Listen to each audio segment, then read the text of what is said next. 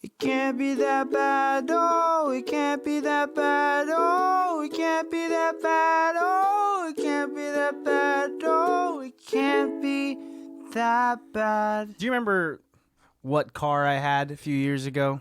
And then I got the same version of the same car. The but Sebring. just a different color. That's You right. had the Michael Scott Sebring. Dude, Chrysler Crew forever.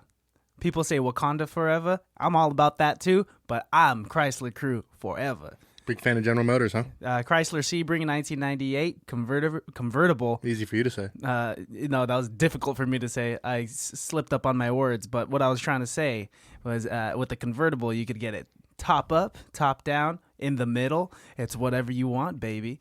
Because Christian Baltazar, the Chrysler Crew leader, is here to show off his vehicle.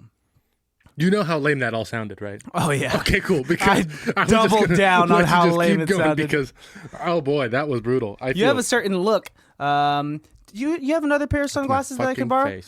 For I don't this even have my episode. sunglasses. For this episode, Thanks. I think I should wear sunglasses too. We tried that, but then, Christian, you can't see because you don't have glasses on. I'm so blind. Everything looks black. So, no. No? Okay.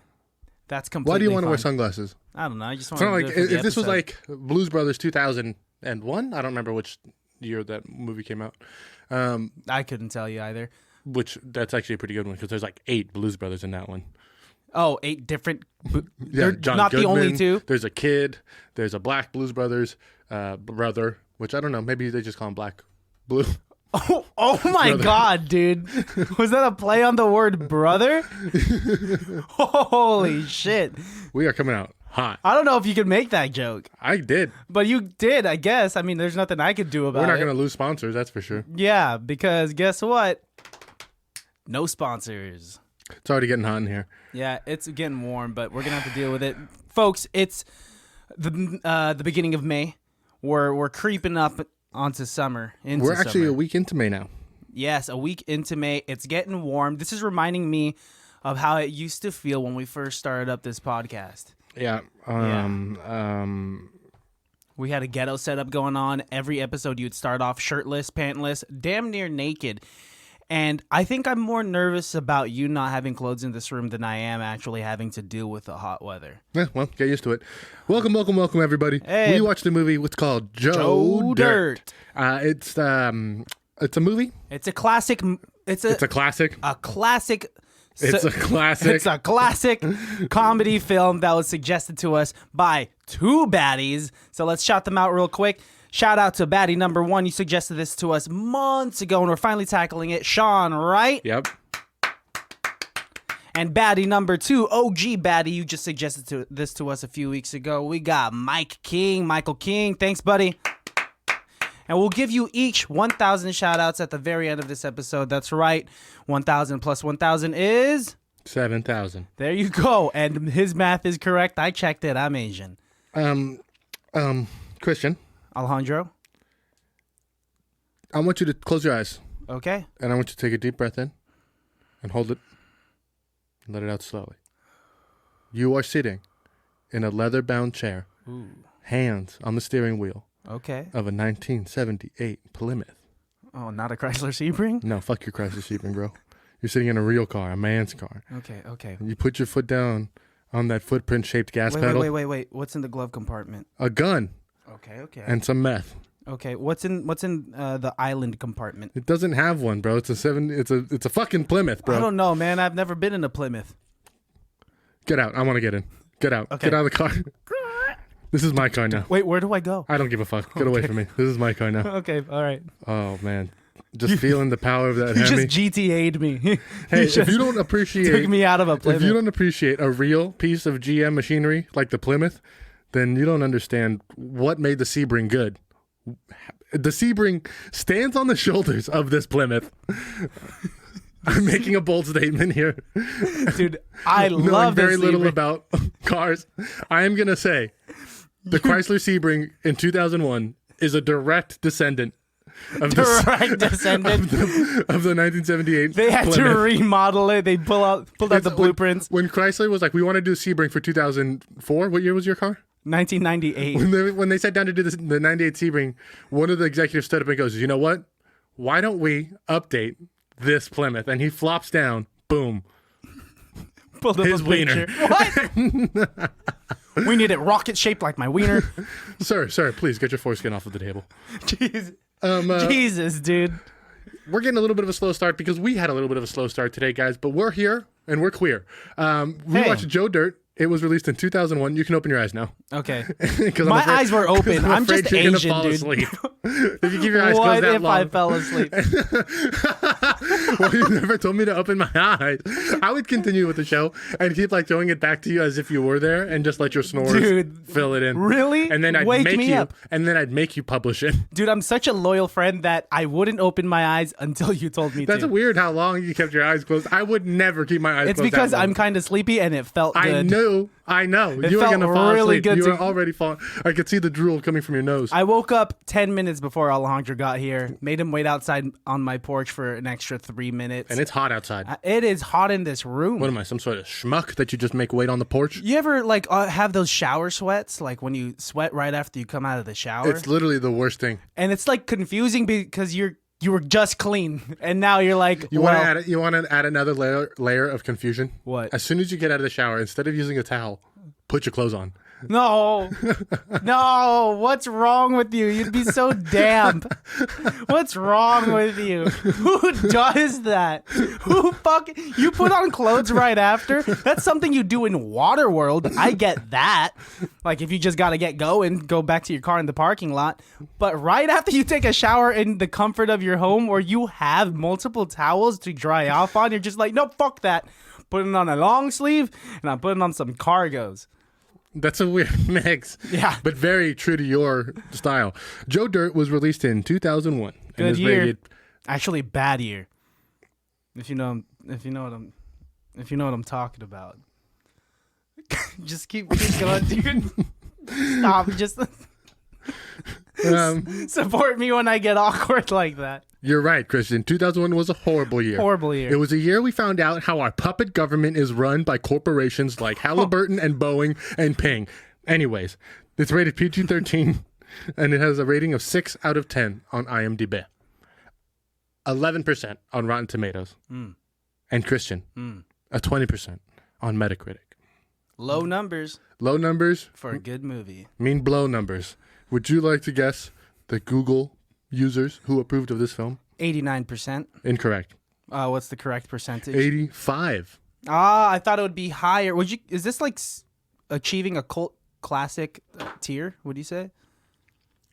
Because a lot of people know about it. I think it's just, of course, I think our generation just like it's one of those comedies that probably doesn't age well. Definitely doesn't age well. No. But we remember it as being. But although I'm saying this, you've never seen this film before, Actually, yeah, this was my first time seeing the which movie. is incredible because this movie was pretty big.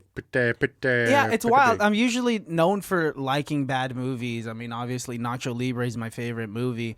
And I used to see all of those SNL cast members' little spin-off movies and whatnot. So it's kind of wild that I haven't seen David Spade's. I believe David Joe Spade Dirt. was only on SNL for one season. Very short in comparison to other cast You know who members. else was on Saturday Night Live for one season? Who? Robert Downey Jr. Really? Yep, season 1, I believe. Synapses coming at you. Right at you. I'm sorry. What? The first word isn't here. You're messing it up? From word 1. On I'm going to be word honest, one? guys. I brought a couple werewolf killers, a couple silver bullets, a couple Coors Lights with me, Yep. just so I can really get in the mood of Joe Dirt. Yeah, you're looking real Joe Dirty right now. Fuck you. You don't have the mullet, though. You should get the mullet. I've had him on it. He's the wrong person. At the wrong place. At the wrong time. Hey, preach. Joe Dirt, David Spade, is a janitor with a mullet hairdo, acid watch dreams, and a dream. That dream? To find his parents. They lost him in the Grand Canyon when he was 8. And as he's wandering, misguided, searching for him, on one misadventure to another, he finds his way to the city of dreams, Los Angeles, where Shock Jock, played by Dennis Miller, brings Joe on the radio and insults him, but Joe's story unfolds. Jeers turn to cheers, and the entire city is captivated. Thank you. Good synopsis, man. I Thank love you. the cadence. Thank you. Right off the bat, I want to tell a story. Joe Dirt was left at the Grand Canyon at 8 years old. I've said before in this podcast that I've been forgotten many places, and if I was never found, I probably wouldn't be here today. Probably would have starved to death or You something. wouldn't have figured it out like Joe Dirt? Probably not, dude. Especially if I was left at the Grand Canyon, I probably would have gone in the wrong direction and just ended up deeper into the canyon. But That's incredible, bro. You have such a low vision of yourself, and we should honestly work on that. low expectations, high hopes.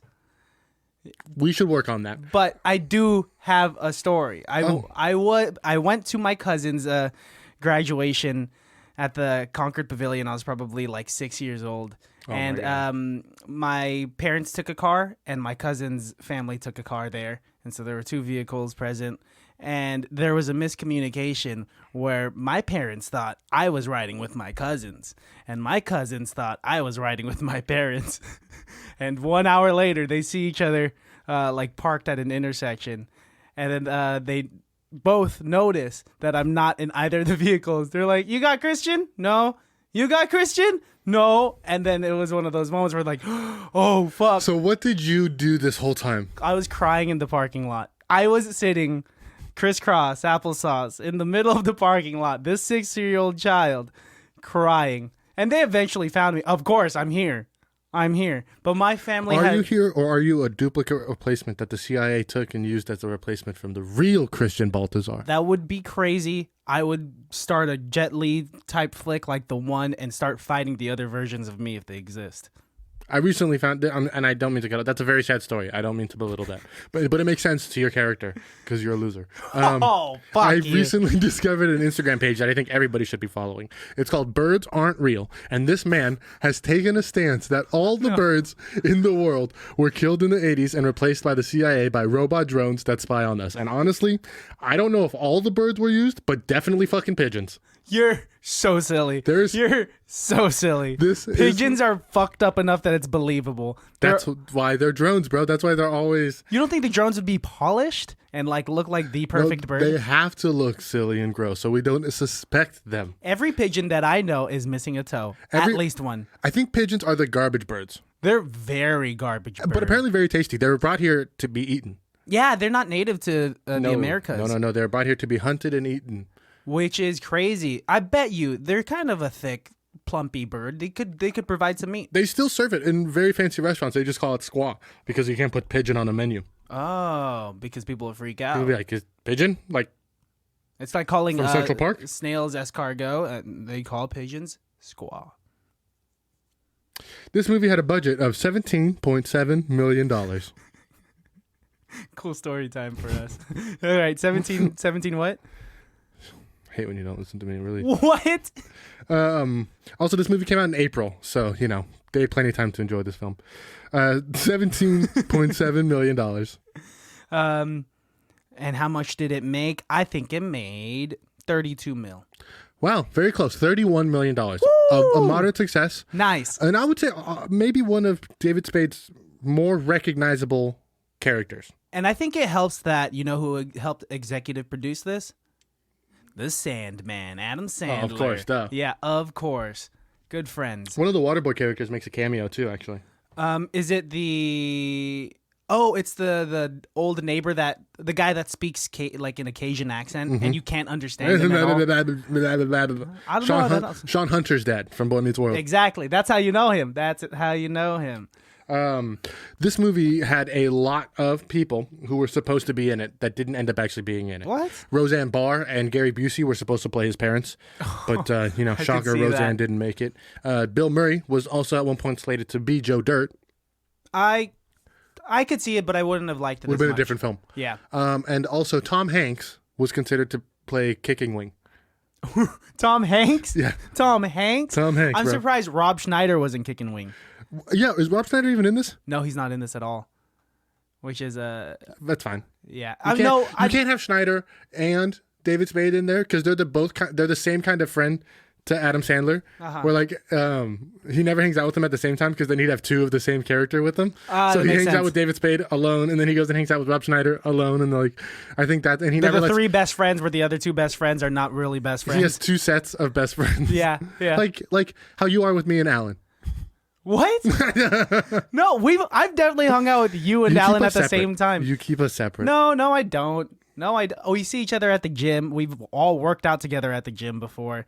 Why are you insinuating that I have like a preference going on? A couple other actors who were supposed to be in this film. Billy Crystal, Really? Kevin Spacey. Kevin Spacey is who? Does it say? As Joe Dirt? As Clem. Who is Clem? Oh, as Christopher Walken's Walken. character. That would have been good, actually. Owen Wilson, and also, I'm sorry, I got one more. Gene Hackman was going to potentially be Clem as well. This is a crazy potential cast list. That Christopher existed. Lloyd. As Clem. as well. Okay. They could have had fun with Clem. They picked a good Clem with Christopher A Walken. great Clem. We're just going to assume everybody's seen this movie, so we're not going to necessarily break it down bit by bit like we normally do. I think we can just talk about our favorite parts of this movie. Yeah, I full-heartedly agree. Let's just dive deep into it. My favorite part of this movie is Jamie Presley. Oh, Jamie Presley is looking more than a snack. She's looking like the full entire kitchen.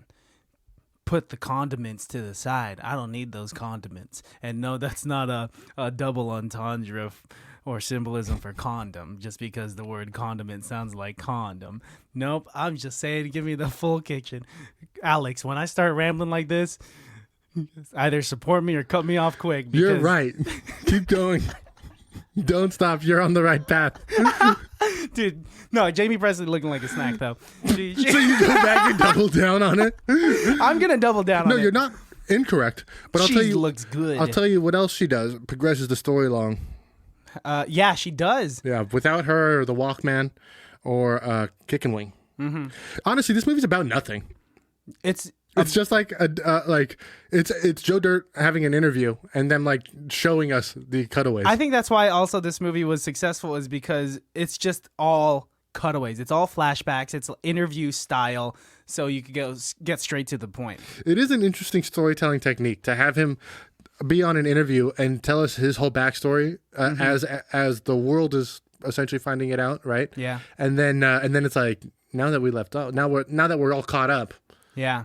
And then they jump like years in the future. I couldn't tell. I don't know how they far make into some the future. Huge jumps. Big jumps out of nowhere. His Yeah. life changed drastically from that single interview. He moved multiple places. I want to say that Joe Dirt is very much like the trailer park Forrest Gump, because he just does everything, goes everywhere. People think he's a loser, but he's winning. But he's not meeting the same famous people as Forrest Gump met the No. president. Forrest Gump goes to the moon in the book. Dude, Forrest Gump plays great ping pong. Forrest Gump plays great football. Forrest Gump gets a pet monkey. He was part of the military. You were talking about he pulled the Ross and he gets a pet monkey. Crazy. So they're obviously, it's not the same storyline or movie. I was as thinking Forrest Gump. I don't know if I made that same correlation, but what I was thinking was, who do you think would win in a race, a driving race, the Hemi with Joe Dirt against the Dukes of Hazzard in the General Lee? Ooh. Well, we don't ever really see Joe Dirt drive the Hemi More than full like blast. 10 feet. We actually, because he gets separated from almost it immediately. because he gets swept away by a hot air balloon in the shape of a tooth. And he travels across the states in this tooth. As a kid, I remember that scene and always thinking to myself, like, well, I'm never getting in a hot air balloon. I like how he looks down and he says, "Hey, lady, I can see down your shirt." She's like, asshole. Asshole. Oh, good. There are definitely a lot of good moments in here. Would you like to play a game called Quotes? Without context? Correct, Mundo. Hell yeah. I only play that game if there's no context. What if I give you just a little bit of context? Then that'll change the game, but I'll play it still. Okay. The context is, this takes place in Joe Dirt. Oh, wow. Oh, wow. You're going to stand there owning a fireworks stand and tell me you don't have no whistling bungholes, no spleen splitters, no whisker biscuits, no hunk.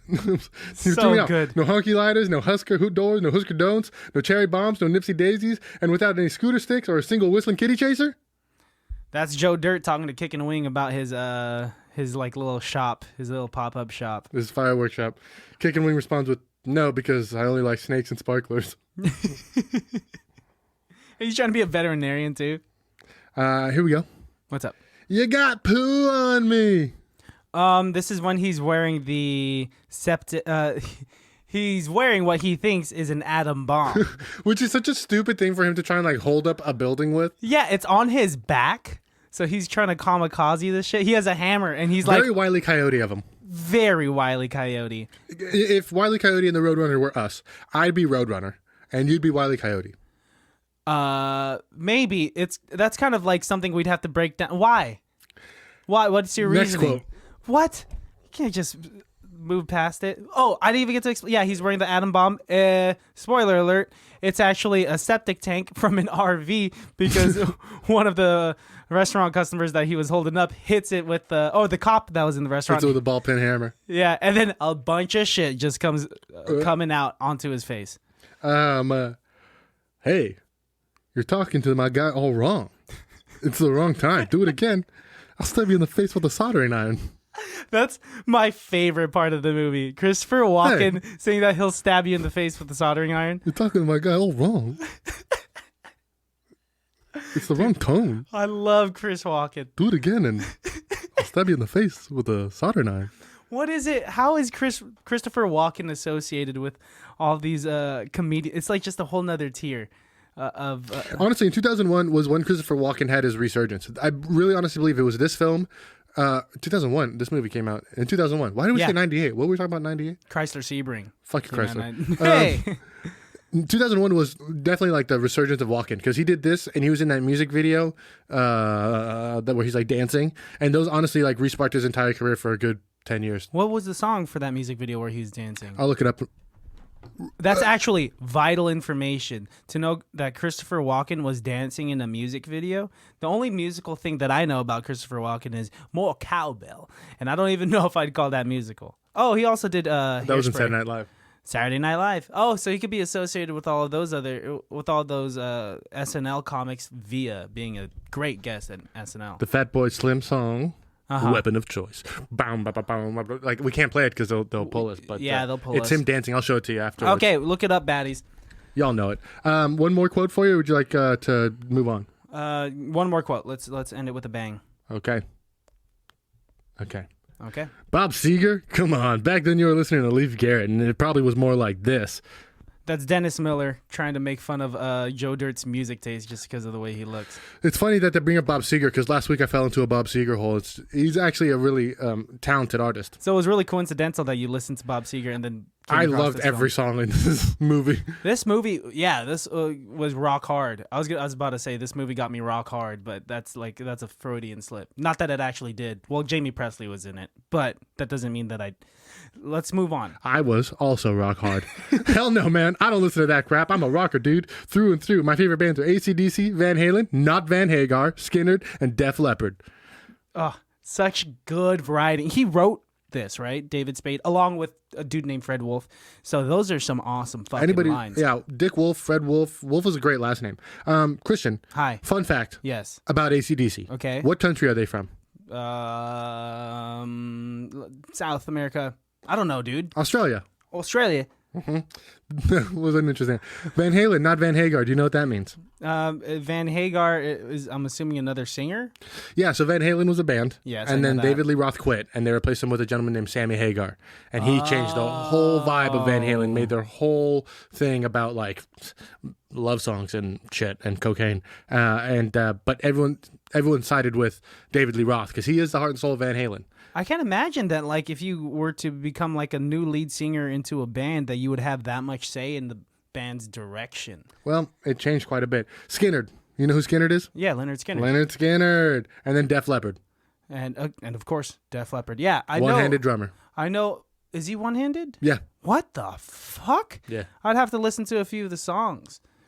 He's still an incredible drummer. Oh, I'm sure, but I want to be amazed. And don't quote me on this, but I believe he was in a really bad car accident driving like 100 miles an hour in a Lamborghini. And he died? No, that's how he lost his arm. Oh, that's how he lost his arm. He died. I was like, He's also a one-armed dead drummer. All right, Joe Dirt, what else you got for me? dude, I want to talk about his mullet and why he has his mullet. It's such a crazy part he of has the a mullet storyline. because his skull didn't form. underdeveloped. Yeah.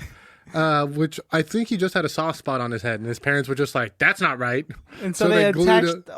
They super glued a mullet haircut to him because it was of the time. Yeah, and his skull eventually fully developed, and must have formed over that mullet because it was stuck forever. I like at the end how, I think her name is Brittany Daniel, the girl that plays Brandy. Yep. And do you know where she's from? I've seen her in a lot of things. White Chicks, dude. Yes, She's from yes. White Chicks. She's one of the Vanderhilt twins. What's up? Jennifer Aniston was considered for that role. Really? Yes. Yeah. 2001 Jennifer Aniston. I can see being Brandy. Would have been, again, a different film. Different film. Brandy or Jamie Presley? Jamie Presley. Really? In this movie, yeah. Yeah. Well, I think it's because I see Jamie Brandy. Presley naked in Playboy? No, I didn't know. I didn't even know that. How do you know that? Everybody knows. She did like 6 spreads for Playboy, bro. Everyone's seen Like it. after she got famous? Oh, yeah, dude. Arguably, Playboy is what had her resurgence, too. Really? Not trying to be a dick here, but honestly, she was like kind of out of the loop for a while, and then she did a spread in 2000 and got a lot of work from that. Hey, I'm about to quote the producers right now. If you got it, flaunt it. I'm sorry, what are you quoting? The producers? The musical? The musical. Yeah. In the new one, I remember, I've never seen the original, but in the new one with Uma Thurman has this whole number about say that if you got it, flaunt it, and she's just like flaunting what she has to all the guys. I can kind of sing it. That's what their assistant, right? Yeah. If you got it, that's the one. flaunt it. Please. That's the one who. That's the woman who paints their entire office white. I believe so. Okay. Incredible film. I love kind of knowing movies with you, and we try to piece them together. No, I know all about the producers. I've seen every version of it because I'm a huge Mel Brooks fan. So And, you've seen it left, right, front, back. Yeah. Yeah. Yeah. Yeah. Good. Yeah. Good movie. You know what else is a good movie? Joe motherfucking Dirt. Oh, I don't know. Usually I was when gonna say Space Odyssey 2001, but Joe Dirt also. Yeah. What's your favorite character? Who's your favorite character? I think Because there's a lot of side characters, and you meet everybody. Christopher Walken is one of my Clem. Yeah, Clem is such a great character. For having such a small role, they fleshed him out enough to kind of know, okay, there's something up with this dude. His wife's dead. He keeps saying he's not from Brooklyn suspiciously. And then you find out that he had some like ties with the mob. And he's in the Witness Protection Act. Yeah. And He fakes his death after saving a school full of children. Yes. From a chemistry fire, which that fucking chemistry fire, that kid was pouring a reagent into a test tube and saying, if I did my calculations correct, this should be ice. What the fuck are you making? You want to make ice? I was going to actually ask you. No, I mean, that's such a weird science experiment that whatever you're trying to dumb To down have the something. exact opposite effect. But like the fact that he's like, we're trying to make ice and then starts a fire is hilarious. It's wild. I can strongly say they've done no chemical research for that part of the film. You're which telling I'm me fine that with David Spade doesn't have a PhD in biochemistry? Yes. Unbelievable. Do you know Terrence Howard actually has a master's or a PhD? I think he has a master's in in chemistry, in some form of chemistry. That started out like a really great fact. Yeah, no, it's legit though. In some form of chemistry, he does have a prestigious degree. I got a PhD. In what? I got a player hating degree. Oh, player hating. I thought you were gonna say pretty huge dick, which is the one that I've always heard. PhD, pretty huge dick. That's fucking gross. Wow. Crossing the line there, buddy? Fun fact about big dicks. Back in the old days, you know why like Michelangelo and all those statues have tiny penises? It's because in those days it wasn't fashionable to have a big dick because it meant that you were like a brute. It meant you had no control over your testosterone and your sexual desires. Wow. So a small penis meant that you were more of a masculine, more refined gentleman. That's crazy. I've also heard... Sucks for you, bro. You missed your time. Fuck you, dude. Mine is a decent size. You want to hear me pee later? Ew, that's a weird way. We're gonna cut that part out. I was trying to think of a way of like trying to like let you know how big my dick is without you actually seeing it. Yeah, this is weird. I'm still sleepy. Obviously, I wouldn't pee in front of you. Move on with the movie. Joe Dirt. Actually, I do want to talk about more penises. No, not more okay. penises. A cameo.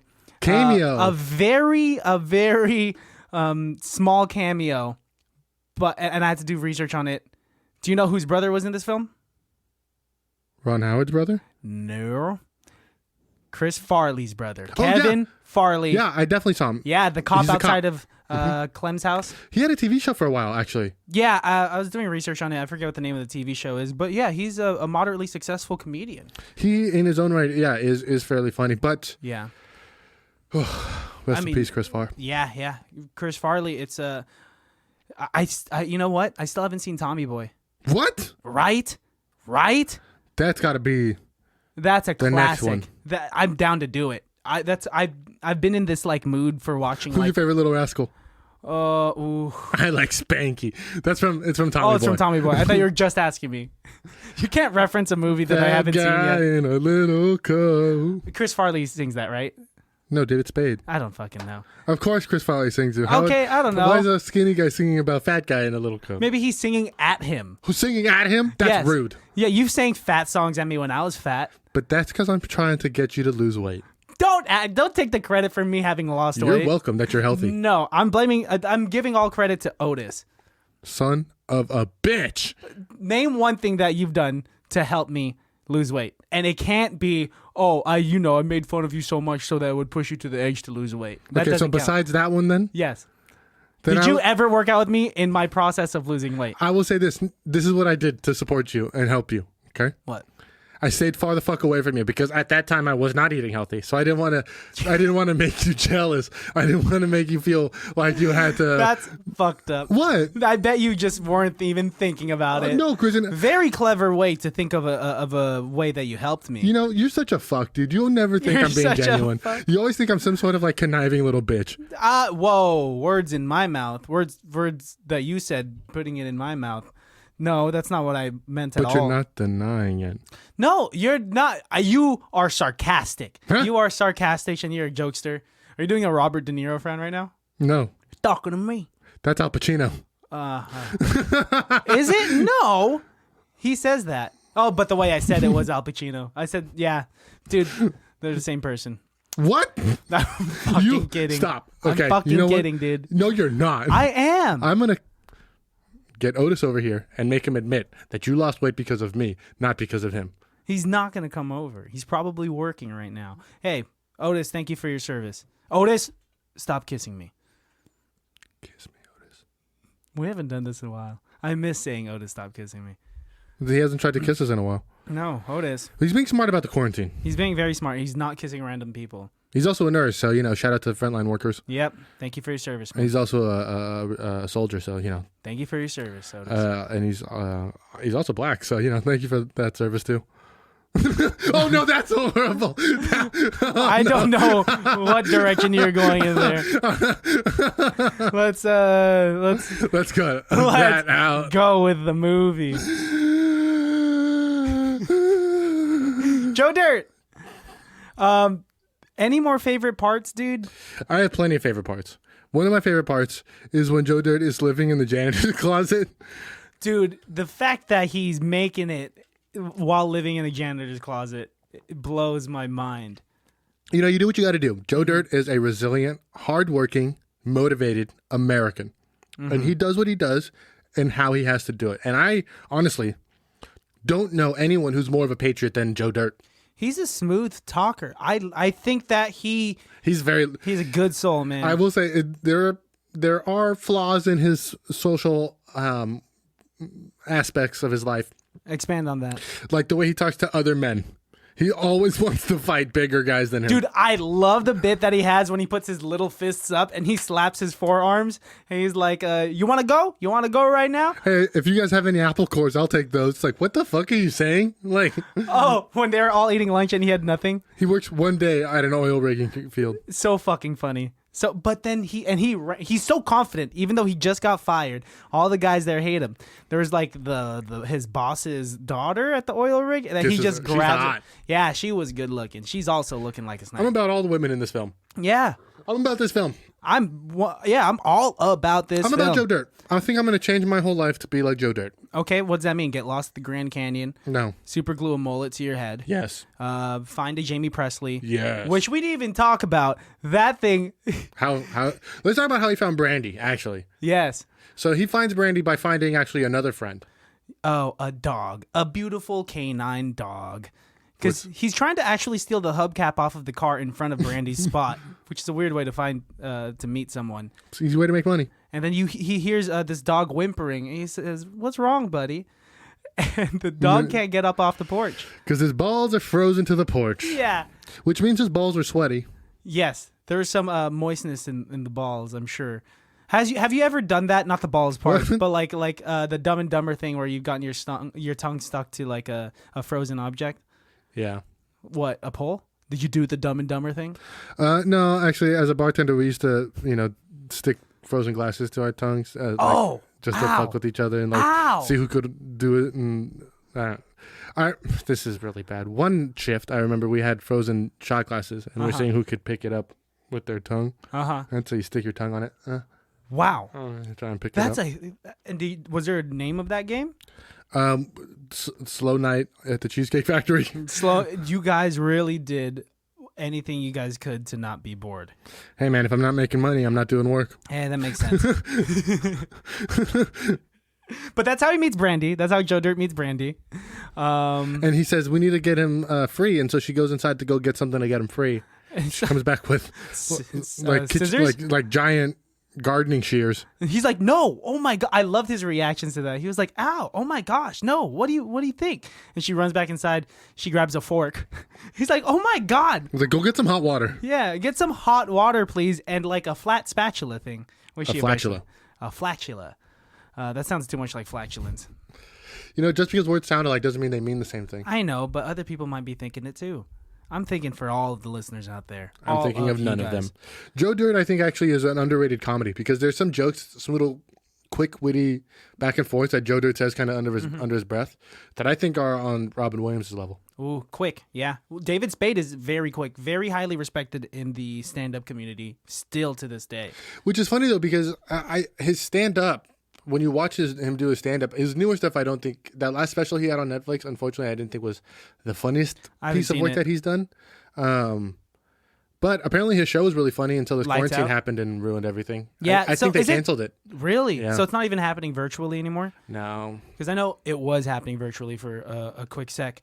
It is crazy that a lot of these old classic comics are now coming out with new like Netflix specials. Like I think I have not seen the Jerry Seinfeld one yet, but based on all the trailers, it looks like he's doing a lot of gymnastics. He's moving a lot around on the stage, which is not a Jerry Seinfeld thing. I hear it's a completely new special. Like none of his jokes are recycled into it. Oh God, I hope so. I haven't found Jerry Seinfeld funny for the last 15 years. Not until his sitcom ended. He really is so out of touch with people. He has made so much money, has no connection to what made him funny originally, that I think it's difficult for him to still have the same fan base that he had originally. Because he was the everyday man. He was the everyman doing stand-up comedy. And now he's Jerry Seinfeld He's with fucking rich. Millions and millions and millions of dollars. I've seen some crazy interviews of him just being like... And he's kind of a dick, dude. Yeah. It's like that money kind of gets... He is just out of touch. Out of touch with the common man. Yeah, and at first he was one of the first comics to be like, I'm not doing colleges anymore, which is a fairly common thing that comedians do because they're so fucking sensitive that they can't make any jokes out there, which makes sense. And I was kind of behind that. But then for a while there, he was just like going around being like, he's like, comedy sucks right now. Comedy is not funny. And I'm just like, no, it's not funny to you. Like, you don't find this stuff funny. And like, I don't know. Did you watch his whole coffee? Yeah, and I like that because he's not being a comedian. It's just him talking. It's just them. It's a podcast on TV. He has an episode with the guy that plays Kramer, actually. Yeah, he does. He has an episode with a bunch of people. With a bunch of people. I remember the episode with Kramer. It was nice, obviously, like a little reunion. But Michael, what's his name? Michael something. He's already crazy. The one with Jim Carrey is nuts, too. Jim Carrey Unfiltered. I haven't seen that one. Also, the one with... The Dave Chappelle one is really, really good. And then he has one that he does with Eddie Murphy. Oh, classics. Yeah. That's awesome. Those are things I want to watch. I'll probably just put those on the background. All right, since we're in this Seinfeld mode real quick, I just want to ask you a quick question. What's up? What's Kramer's first name? I don't know. Cosmo. Cosmo? Yeah, Cosmo Kramer. Whoa. Cool. Do you have a Best Person on Set award? I think it's going to have to go to Christopher Walken. Really? I think he was my favorite side character. My favorite side piece. Yeah. I'm gonna give it to David Spade, not because of his leading role, but because of what he did behind the scenes, writing, Yes. having a major influence on how this movie flows. You can tell that this was a very direct, from his brain kind of idea. Mm-hmm. And I really think this is the best David Spade. This is David Spade on all cylinders, hitting that Hemi engine on all 8 cylinders. He's perfect for being such a nonchalant comedian. Like what you said, he's very David Spade. When Character he's saying, actor. Yeah, character actor, saying things under his breath, very quick, very witty. It's funny to play a dummy that's witty. Yes. He was described, I was listening to a podcast where they described David Spade as forever funny in the sense that you could put him in any timeline, any movie that takes place in any period, and he could play a character that is funny. If he played a character like a smart-ass jester in the medieval times, he'd be funny as fuck. If you threw him in like the early 1900s during the Great Depression, throw him in like a big suit trying to get a job, and he's just some witty guy standing in line at the unemployment center, funny as fuck. Would he still be funny in 13th century Mongolia in front of Genghis Khan? Well, now you're changing the time period and the geographical location. Actually, that premise sounds kind of funny because of the fact that he wouldn't be funny to Genghis Khan.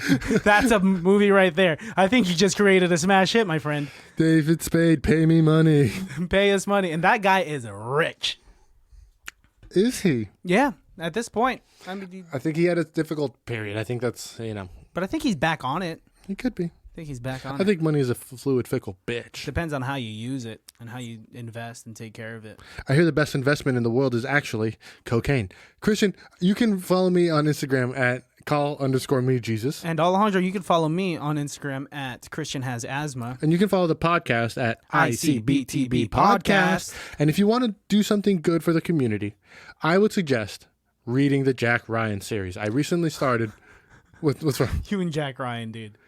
Look. You and Jack Ryan. Real Rags to Riches story. If you like the Barbara Streisand story of Rags to Riches, you're gonna love Jack Ryan. Dude, I heard my dad the other day say that he can't watch anything with Barbara Streisand because of how she looks. That's sad. Yeah, it's kind of funny. I mean, he could watch it, but he was just making fun of her. So he's never seen A Star Is Born? No, he's seen it. He's seen it. He just says he doesn't like watching movies with Barbara Streisand. He's never seen First Wives Club? I'm sure he has. He's seen all these classics. I don't think that's Barbara Streisand. There's a Barbara Streisand movie with fucking It's definitely not Barbara Streisand. I definitely Michael know this. McDonald. Right, the singer? The singer. She has a song with with another singer songwriter. Michael McDonald from the Doobie Brothers. Michael McDonald. I think so. Does he do movies or am I tripping? Oh, I don't know. That's an Alejandro fact right there. son of a bitch! You are discrediting all of my good facts by using it as that epitaph. No, I haven't brought up an Alejandro fact in episodes. Yeah, but when you do, it's always a fucked up fact that's not real. My facts are real. Ish. Well, They're- we have the they're about conspiracy 80% theory real. episode, and you knew that was full of Alejandro facts because the people that wrote it didn't even know they're real facts either. Conspiracies aren't even fun anymore, bro. They're not? No, because people take them too seriously. Dude, I think it's funny. I laugh about it. I get chills real quick thinking about the hypothetical. It's funny because we've been in scenarios where we're with people who like really do believe harebrained conspiracies, and I'm just like, oh boy, like. And you felt that way too. Well, I was just like, I know why they think that, and I know what they've read, and boy, it just, woof, Woof. woof. Before we Fred woof Wolf. off, though, yes, Fred Wolf, one of the writers of this movie. But before we officially woof off, we have to rate this movie. And as long as we do it before I press stop on this recording, then I think that we've made our goal. We've talked about this film, baddies. We did it for you. I drank a Coors Light. I'm gonna give this a 4 out of 5. Bonkers, good way. I'm not giving it a 5 out of 5 because it didn't age as well as I would have liked. They threw in a lot of R words, Q words, F words, all of the words out there that would have been much more funny and acceptable in 2001. What's number 3? It Can't Be That Bad. The name of our show. I believe it can't be that bad. All right, 3 out of 5. I think it's just good enough. It's got some funny bits, but like you said, it didn't age well. Mm-hmm. It is very silly, and to be honest, having seen it so many times and so long ago, watching it this time, it was a little bit hard to kind of give it all of my attention because I knew what was happening, I knew what was going down, and oh wow, we totally forgot one of the biggest tenets of this film. What? Kid Rock. Dude, Kid Rock is playing Robbie in this movie. Buckle up, boys and girls, because we're talking about Kid Rock for another 45 minutes. Oh my gosh. The Detroit slum kid, bro. I fucking love Kid Rock. Dude, I think he did a good job of being a bully here. I love that every time he kicks dirt in Joe Dirt's face, Yeah. they play the same song. It happens like 2 or 3 times. Joe Dirt gets a lot. Yeah, he drifts his vehicle into a pile of dirt. All the dirt gets on Joe, and it's very funny. I think it's funny when when Kid Rock is reading the letter that's supposedly from Brandy to him. Yeah, Like, yeah. I don't love him no mo. I will be back soon. See, here, it's written to me, Joe. It says Brandy, XOXO. That's my favorite. Brandy. XOXO. You know what that means, Joe Dirt? Kid Rock has a very flawed life, but I will say his redeeming shining moment is his role in Joe Dirt. As Robbie and Joe Dirt. I could see if they remade Back to the Future, I would like Kid Rock to play Needles. You would? I think he's Like now? he's essentially playing Needles in this character, and I would love to see Needles as Kid Rock. Kid Rock. Or Kid Rock as Needles. Both. Vice versa. Needles as Kid Rock. Can you imagine? That Needles makes no sense, on dude. stage That makes no with sense. an American flag behind him. Hi, I'm Needles playing Kid Rock. I'm Needles from Back to the Future playing Kid Rock. Kid Rock's sick, but don't worry, we're gonna still do all of his hits. We are loopy. Oh, we are loopy. We are sweaty. I am moist. My knuckles are sweating. That's not why. Kid Rock. Kid Rock. Kid Rock. Kid Rock. Kid Rock. Thank you guys so much for joining us. My name is Alejandro. And my name is Christian. And this is the podcast, Jack Ryan is the Best Book. That's not the name. Oh. That's a horrible podcast. Just read the fucking book. We are It Can't Be That Bad, also known as ICBTB. 1,000 shout outs for our suggesters. Yeah, Sean King. Sean King. Michael Wright. You're... Oh, I thought you were about to say Sean Kingston, as in like The singer. the Your Way to Beautiful. I used to know a girl who girl. only knew Sean Paul as Sean DePaul. And she'd be like, I want to listen to Sean DePaul. And I was like, I don't know who the fuck that is. Do you mean Sean Paul? Sean DePaul? And she'd go, no. Shonda. She goes, no, he always says his name's Sean DePaul. And I go, I don't know who the fuck that is. His Is name's she Sean from a Paul. foreign country or something? Yes. Anyways, guys, we'll see you next week when we review the movie Steel Magnolias. Yeah. Or Magnolia.